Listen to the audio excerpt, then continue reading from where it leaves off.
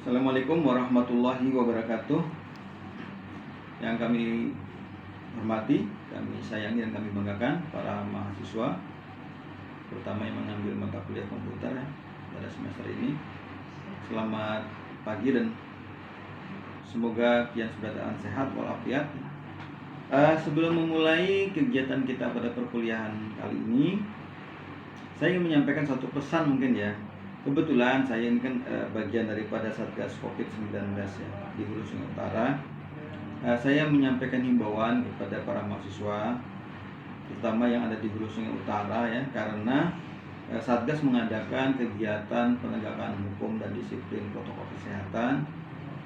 Beberapa kali terdapat bahwa salah satu di antara mahasiswa kita dari Setia ini terjaring ya razia kegiatan itu.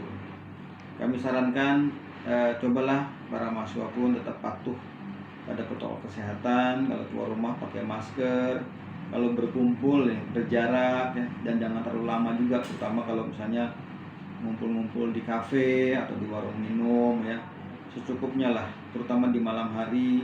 Kita ada batas waktu jam malam ya, jam 9, jam 10, setengah 11 itu kalau bisa sudah tidak ada lagi lah mangkal ya di kafe, karena beberapa kali kegiatan razia itu beberapa mahasiswa terjadi, jadinya kan serba nggak enak kita ya.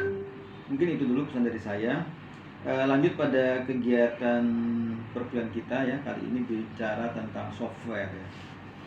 Komputer itu sudah kita sampaikan di pertemuan terdahulu, ada 3 bagian yang utama, yaitu hardware, software, dan firmware. Hardware sudah kita bahas di pertemuan kemarin, dan sekarang kita bicara software. Katakan Anda sudah punya komputer nih, barangnya ada, hardware-nya ada, terpasang lengkap sudah semuanya, tapi dia belum tentu bisa dioperasikan, karena mereka ini hanya alat-alat elektronik ya. Sebetulnya komputer itu hardware-nya adalah alat-alat elektronik. Maka supaya komputer ini berfungsi sebagaimana yang diharapkan ya, harus ada perintah, harus ada program yang di input ya, di install ya ke dalam komputer tersebut. Karena sistem komputer itu hardware, software, dan firmware. Nah di sini ya, jadi software atau perangkat lunak adalah sebuah program berisi instruksi atau program ya, untuk mengendalikan komputer melakukan tindakan sesuai dengan apa yang kita inginkan ya. Ini terbagi dari 2 golongan, software, sistem software ya, operating system, dan aplikasi. Ada software operating ya, OS kita sebut ya, dan software aplikasi. Secara garis besarnya ada 2 bagian. Jadi komputer itu walaupun sudah kita rakit dengan sedemikian canggihnya, tapi kalau belum ada softwarenya, belum ada perintahnya, belum ada programnya, dia nggak bisa berfungsi.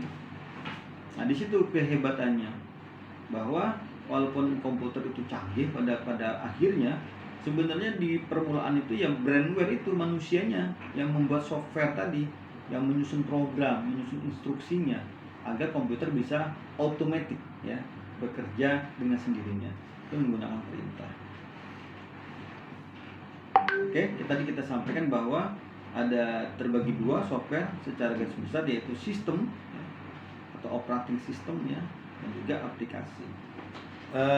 Untuk sistem software atau perangkat lunak sistem atau OS ya, adalah program yang digunakan untuk mengontrol sumber daya komputer ya, baik internal maupun eksternal. Berdasarkan tugasnya, sistem software terbagi menjadi di antaranya ya, sistem operasi, utilitas ya, device driver, dan juga penerjemah bahasa. Kalau sistem operasi contohnya Windows, Android, JavaScript ya, Symbian dan sebagainya. Kalau utilitas contohnya Norton ya kan, ScanDisk. Kalau device driver contohnya driver Epson ya, jadi kalau kita mau masang printer itu harus ada drivernya kan.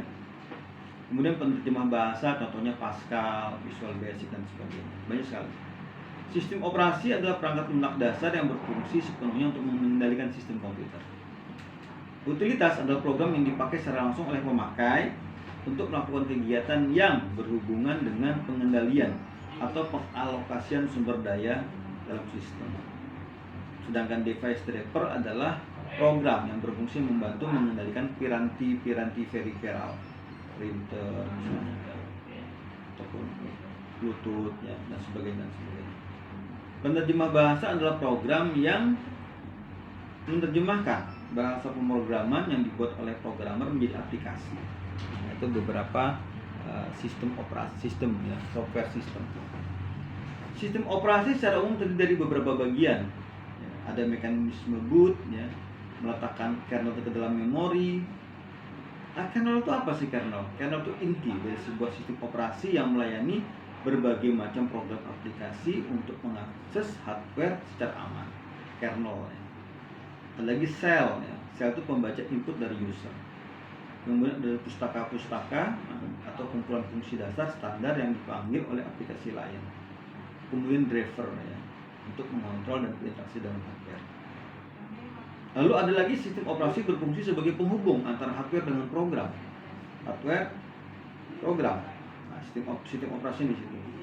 Fungsi utama dari sistem operasi tersebut adalah menyimpan program dan aksesnya, membagi tugas dalam CPU, merekam sumber data, mengatur memori, menyimpan, menghapus, mengambil ya, memeriksa kesalahan sistem dan memelihara keamanan sistem. Penanganan proses dalam sistem operasi adalah multiprogramming, suatu metode yang memungkinkan dua atau lebih program dijalankan secara bersamaan dalam sebuah komputer dan berbagi sumber daya sistem dalam waktu bersamaan. Penanganan proses dalam sistem operasi itu multiprogramming, suatu metode yang memungkinkan dua atau lebih program dijalankan secara bersamaan dalam sebuah komputer dan berbagi sumber daya sistem dalam waktu yang bersamaan. Contohnya kita menggunakan printer juga, menggunakan speaker juga, kita mungkin download juga, kita juga mungkin menggunakan mouse juga, kita juga mungkin menggunakan kamera komputer juga. Kemudian multitasking, kemampuan untuk menjalankan sejumlah program secara bersamaan.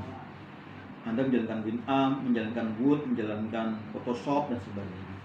Kemudian penyimpanan virtual, suatu metode dapat menangani sejumlah program untuk dibagi ke dalam bagian-bagian yang lebih kecil dan berukuran sama ya, dengan hanya sebuah bagian dari setiap proses yang disimpan dalam memori utama per satuan waktu.